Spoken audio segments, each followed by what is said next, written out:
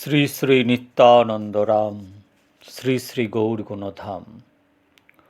ভক্তগণ, আস্বাদন করছিলাম ভজনের ৬৪ অঙ্গ। এর আগে দুই ভিডিওতে আমি প্রথম 10টি ভক্তির অঙ্গ বলেছিলাম যা গ্রহণ করতে হবে। পরবর্তী 10টি বলা হয়েছিল যা প্রত্যাহার করতে হবে। আজকে বাদবাকি যা অর্থাৎ আরও যে ৪৪টা ভক্তির অঙ্গ আছে তা নিয়ে আস্বাদন করব। খুব মন দিয়ে শ্রবণ করুন। যারা সাধন পথে এগোতে চান, ভজন পথে এগোতে চান, সাধন ভজন যার জীবনের সার হবে, তাদের এই নাম অপরাধ, ভজনের ৬৪ অঙ্গ, সেবা অপরাধ এগুলোকে মাথায় রাখতে হবে। এইগুলো মাথায় না রাখলে ভজনে উন্নতি হবে না। ভজনের যে প্রকৃত ফল তা আমরা লাভ করতে পারবো না। সেই লাভ করতে জন্ম জন্ম লেগে যাবে, কারণ অপরাধ রূপ মোহর তার ওপর পড়ে আছে। তাই অপরাধ মুক্ত হয়ে কি করে আমরা ভজন করব, সেইটা অবগত হওয়ার দরকার আছে। সেইটাকে অবগত করার জন্যই আমার এই প্রচেষ্টা। আপনারা মন দিয়ে বাদবাকি যে ভজনের অঙ্গ আছে তা শ্রবণ করুন। ২১তম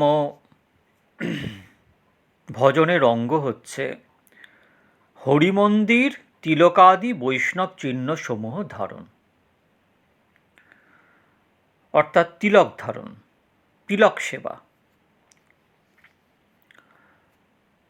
২২তম হচ্ছে অঙ্গে হরি নামাক্ষর লিখন। অনেকে গায়ে গোড়া গোড়া গোড়া নাম লেখেন, নিতাই নিতাই নিতাই নাম লেখেন। এটা ভক্তির অঙ্গ, যে আমার অঙ্গতে হরিনাম অঙ্কিত হয়ে আছে। ২৩তম ভক্তির অঙ্গ হচ্ছে নির্মাল্য, নির্মাল্য ধারণ। শ্রী ভগবানে অর্পিত তুলসী আদি।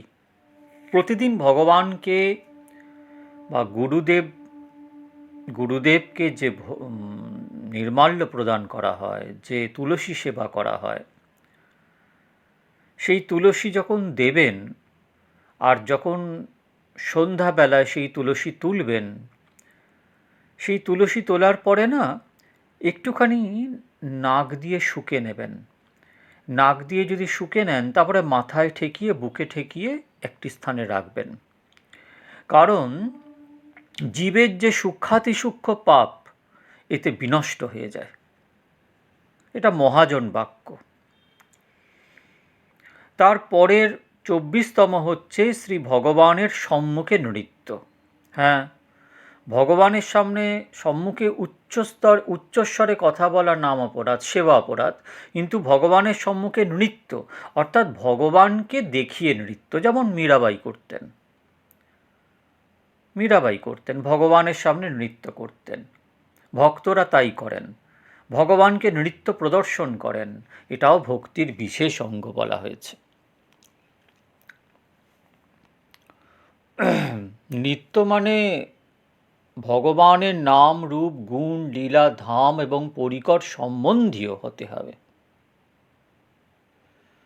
২৫তম হচ্ছে দণ্ডবৎ প্রণাম, ভগবানকে একদম সাষ্টাঙ্গে প্রণাম।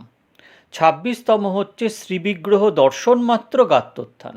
শ্রীবিগ্রহ দর্শন করার পরে যে শুয়ে বা বসে থাকে তার পাপ লাগে, সঙ্গে সঙ্গে গাত্রোত্থান করো, উঠে বসো এবং উঠে দাঁড়াও। ২৬তম হচ্ছে শ্রীবিগ্রহের পশ্চাৎ গমন। শ্রীবিগ্রহের পাশে, ডান দিকে, বাঁ দিকে বা অগ্রভাগে যেতে নেই, শ্রীবিগ্রহের পশ্চাৎ গমন করতে হয়। ভগবান আগে, আমি তার পরে, এই ভাব। আমি আগে, ভগবান আমার পেছনে, এটা ভাব নয়, এটা ভক্তি নয়। শ্রীবিগ্রহস্থানে গমন, অর্থাৎ যেখানে ভগবানের শ্রীবিগ্রহ রাখা আছে, মন্দির যত আছে, সে গৃহের অভ্যন্তরে যে মন্দির বা কোনো মন্দির, কোনো ধামের মধ্যে যে মন্দির আছে বা অন্যান্য স্থানে যে মন্দির আছে সেই বিগ্রহ আদি দর্শন করতে যাওয়া, এটাও ভক্তির অঙ্গ। তারপরে হচ্ছে 27তম হচ্ছে পরিক্রমা। গিরিরাজ পরিক্রমা হয় না, সেরকমভাবে ভগবানের বিগ্রহ মন্দিরকে পরিক্রমা করতে হয়। জগন্নাথ পুরী গেলেন, নবদ্বীপ ধাম গেলেন, বৃন্দাবন ধাম গেলেন, অযোধ্যা ধাম গেলেন, সব বিভিন্ন জায়গায় গিয়ে ভগবানের যে মন্দির আছে সেই মন্দিরের চারধারে পরিক্রমা। 29তম হচ্ছে শ্রীবিগ্রহ পূজা। 30তম হচ্ছে পরিচর্যা। পরিচর্যা মানে সেবা, পূজা করা। তারপরে হচ্ছে গীত, মানে গান গাওয়া, ভগবানের নাম রূপ গুণ লীলা গান করা ভগবানের কাছে। 30তম হচ্ছে সংকীর্তন, নাম গুণ লীলা আদি কীর্তন করাকেই তা বলে। নাম গুণ লীলা লীলাদি নামোচ্চৈর ভাষা তু কীর্তনং। তারপরে হচ্ছে জপ, ভগবানের সামনে বিগ্রহের সামনে বসে জপ করা ভক্তির অঙ্গ। 32তম হচ্ছে বিজ্ঞপ্তি। বিজ্ঞপ্তি মানে অ্যাডভার্টাইজমেন্ট। অর্থাৎ মানে আমি নবদ্বীপে গেলাম, নবদ্বীপে সব জানলাম এটা হচ্ছে নাটোয়া গৌড়, এটা হচ্ছে ধামেশ্বর, তো সেই বিষয় নিয়ে সবাইকে জানানো, বিজ্ঞপ্তি প্রকাশ।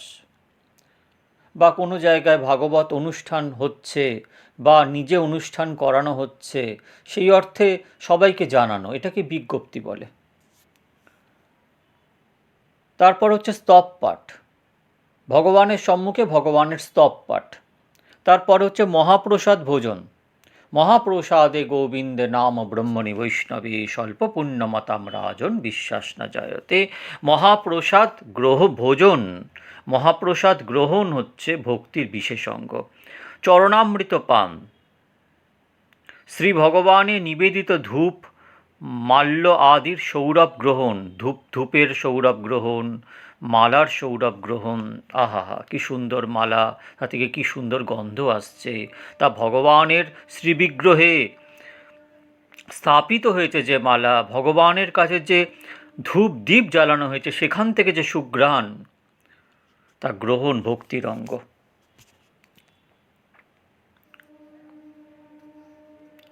শ্রীমূর্তি দর্শন, শ্রীমূর্তি স্পর্শন, শ্রীবিগ্রহের আরত্রিক আদি দর্শন। শ্রীবিগ্রহের আরতি হচ্ছে তা দর্শন করা, শ্রীমূর্তিকে দর্শন করা, শ্রীমূর্তি স্পর্শ করা, শ্রী ভগবানের নাম গুণ আদি শ্রবণ করা, শ্রীকৃষ্ণের কৃপার অপেক্ষা করা, এটা একটা বিশেষ ব্যাপার, এটা সবার দ্বারা হয় না। আপনি সাধন করুন, ভজন করুন, নাম জপ করুন, যাই কিছু করুন না কেন, আপনাকে কিন্তু অপেক্ষা করতে হয় ভগবানের কৃপা পাওয়ার জন্য। যেদিন আপনি কৃপা ভগবান করবেন, তিনি নিজে থেকে এসে আপনাকে কৃপা করবেন, তার জন্য অপেক্ষা করা। সবরই শ্রীরামের জন্য, তার দর্শনের জন্য 10,000 বছর তপস্যা ওয়েট করেছিলেন, 10,000 বছর অপেক্ষা করেছিলেন। স্বয়ং পার্বতী শিবকে পাওয়ার জন্য 3,000 বছর তপস্যা করেছিলেন, তবে কৃপা হয়েছিল। সুতরাং আমরা 2-4 মালা করে যদি ভাবি তিনি প্রকট হয়ে যাবেন, তাহলে এটা মহামূর্খামি। আর তো যদি তা হয়, তাহলে সেটা ভগবানেরই কৃপা। ভগবত কৃপা ছাড়া ভগবান যখন আমাদের বরণ করবেন তখনই তাকে আমরা দর্শন করতে পারব। আমাদের কাজ আমরা করব, আমাদের কাজ যদি ঠিক মতন করতে পারি, ভগবানের কৃপা আসবে। এর আগের একটা ভিডিওতে আমি বলেছিলাম যে ভগবত কৃপা, শ্রী গুরু এবং সাধু কৃপা, শাস্ত্র কৃপা এবং আত্মকৃপা। আত্মকৃপাটাই হচ্ছে সাধন ভজন। সাধনা হচ্ছে আত্মকৃপা। এই আত্মকৃপা করলে এই ভগবৎ কৃপা, গুরু কৃপা, মহাজন কৃপা, শাস্ত্র কৃপা আপনার ওপর বর্ষিত হবে।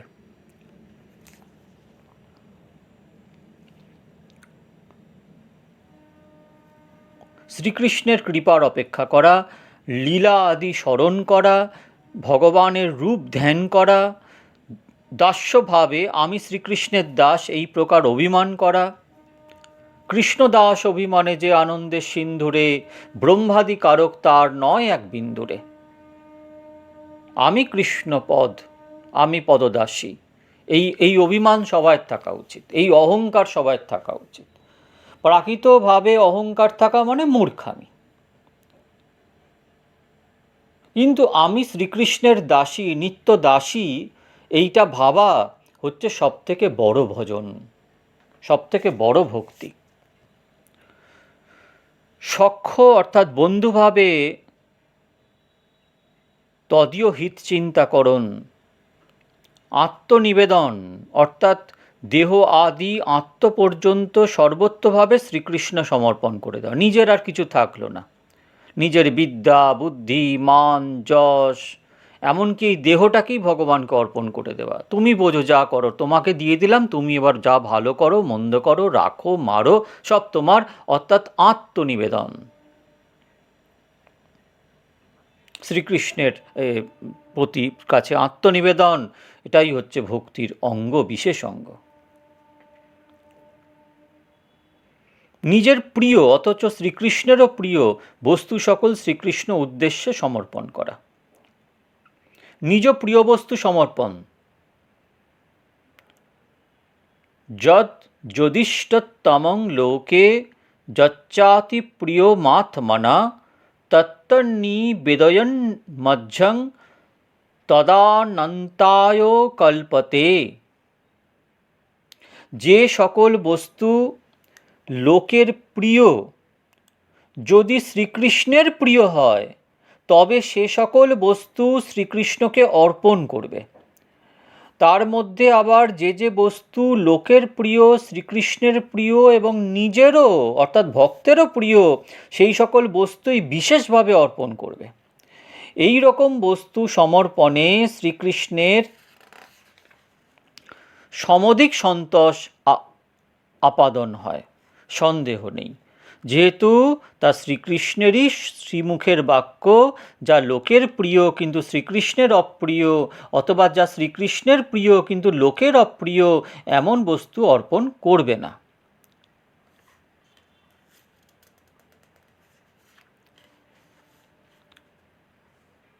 শ্রীকৃষ্ণের প্রীতির নিমিত্ত সমস্ত কর্ম করুন। ভগবানের যা প্রিয়, ভগবানের যেমন প্রিয়, আমি তেমনই কর্ম করব, তোমার যাতে প্রীতি হয় তাই করব।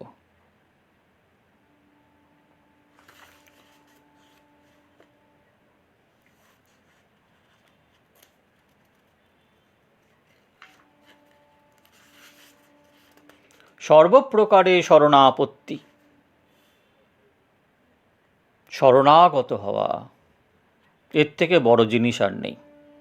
আনুকূল্যস্য সংকল্প প্রতিকূল্যস্য বর্জনং রক্ষিষ্যতীতি বিশ্বাস গোত্রিপ্ত বর্ণং তথা আত্মনিক্ষেপ কার্পণ্য সরবিধা শরণাগতি ভক্তি সন্দর্ভ ধৃত বৈষ্ণবতন্ত্র বচনম। যে সকল বিষয় ভগবদ্ ভজনের অনুকূল, সেই সকল বিষয়ের সংকল্প অর্থাৎ কর্তব্যবোধে নিয়মবদ্ধভাবে গ্রহণ। ভগবদ্ ভজনের প্রতিকূল বিষয় সকল বর্জন। আমাকে অবশ্য রক্ষা করবেন, আমার মঙ্গল বিধান করবেন এমতো বিশ্বাস। গোত্রিপ্ত অর্থাৎ প্রতিরূপে বরণ, আত্মসমর্পণ। কার্পণ্য অর্থাৎ হে ভগবান রক্ষা করো ইত্যাদি প্রকারে আর্তি প্রকাশ, এই 6 প্রকার শরণাপত্তি। ভক্তির অসামৃত সিন্ধুতে তবাস্মিতি বদনং বাচা ইত্যাদি শ্লোকটি শরণাপত্তি লক্ষণে উক্ত হয়েছে। ভক্তি সন্দর্ভে ও দিগদর্শনীতে তা শরণাগতি মাহাত্ম্য বলে নিরূপিত হয়েছে। তুলসী সেবা জগৎবন্ধু সুন্দর আমাদের বলেছেন, জাহ্নবী সলিলে স্নান, তুলসী সেবন, দিবারাত্র করো হরিনাম উচ্চারণ। তুলসী সেবা দৃষ্টা স্পৃষ্টা তথা ধ্যাতা কীর্তিতা নমিতা শ্রুতা রোপিতা সেবিতা নিত্যং পূজিতা তুলসী শুভা, রসামৃত সিন্ধুতে আছে। তুলসীকে দর্শন, স্পর্শন, ধ্যান, কীর্তন, প্রণাম, তুলসী মাহাত্ম্য শ্রবণ, তুলসী রোপণ, সেবন অর্থাৎ জল সিঞ্চন করা, পূজা, এই 9 প্রকারে তুলসী সেবা করতে হয়। শ্রীমদ্ ভাগবত আদি বৈষ্ণব শাস্ত্র সকলের অনুশীলন করা, মথুরা মণ্ডলে বাস করা, বৈষ্ণব সেবা করা। মহাপ্রভু সনাতনপাদকে বলছেন যে জীবে দয়া নামে রুচি বৈষ্ণব সেবন, ইহা হতে ধর্ম নাই সনাতন।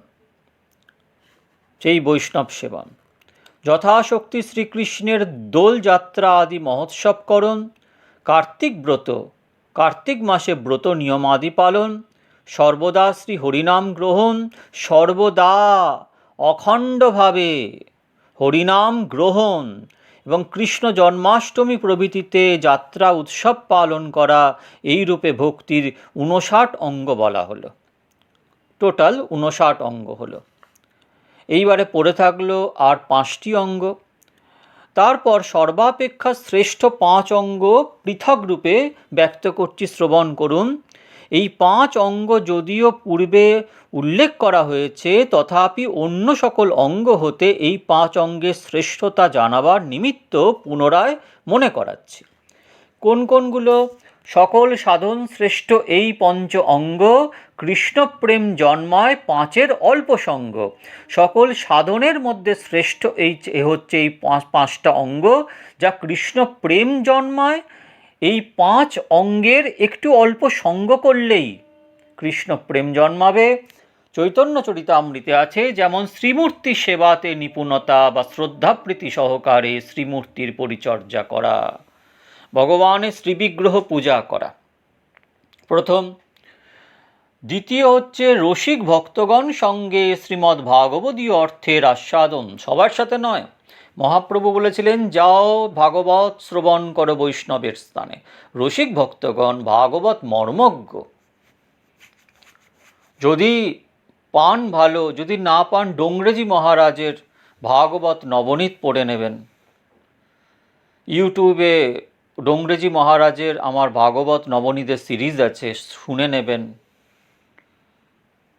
এইগুলো হচ্ছে ডোংরেজি মহারাজের, পরম পূজ্য ডোংরেজি মহারাজের ভাগবত শ্রবণ করুন। তারপরে হচ্ছে সজাতীয় অর্থাৎ সখ্য বাৎসল্য মধুর জাতীয় ভাবের মধ্যে যে জাতীয় ভাবে নিজের রুচি জন্মেছে, সেই জাতীয় ভাবে যিনি রুচিবান, স্নিগ্ধ স্বভাবপন্ন, এরূপ আপনা হতে শ্রেষ্ঠ সাধুর সঙ্গ। ধরুন কেউ দাস্যভাবে আছে, তাহলে আমাকে খুঁজতে হবে যে সেই সজাতীয় কোনো সাধু যিনি দাস্যভাবে আছেন এবং যার অবস্থা আমার থেকে উত্তম। তার অবস্থা যদি আমার সমান হয়, তার থেকে নেয়ার কিছু নেই। যার অবস্থা যদি আমার থেকে অদম হয়, তার সঙ্গই করা উচিত না। আমার থেকে উত্তম হতে হবে এবং সজাতীয় হতে হবে। আমি দাস্যে আছি, সেই সখ্যে আছে, আমি সখ্যে আছি, সে বাৎসল্যে আছে, বা আমি মধুরে আছি, সে দাস্যে আছে, এরম করলে হবে না, এতে লাভ হবে না। এটা সজাতীয় সঙ্গ না। শ্রীনাম সংকীর্তন, শ্রী বৃন্দাবন ধামে বাস, এইভাবে সর্বসমেত 64 অঙ্গ ভজন বর্ণন করা হলো। ভক্তগণ, এই 3 ভিডিওকে বারবার শ্রবণ করবেন। যারা যারা ভজনের পথে এগোতে চান, সাধন ভজন যাদের জীবনের সার, তারা এই 64 অঙ্গকে বারবার শ্রবণ করুন, মনন করুন, চিন্তন করুন, করে এটা আত্মস্থ করুন। আত্মস্থ করার পরে সেটা ব্যবহারিক উপযোগিতা আনুন, ব্যবহারে সেটাকে পালন করুন, তবেই কিন্তু হবে। শুধু শ্রবণ করলাম, ভাবলাম, রেখে দিলাম, এরম নয়। এটাকে কার্যে রূপান্তরিত করুন, তবেই সাধন ভজনে উন্নতি হবে। এই আশা নিয়ে আজকে আমি শান্ত করছি আমার বাণীকে। পরের দিন অন্য বিষয় নিয়ে আলোচনা হবে। শ্রী শ্রী নিত্যানন্দ রাম, শ্রী শ্রী গৌর গুণধাম।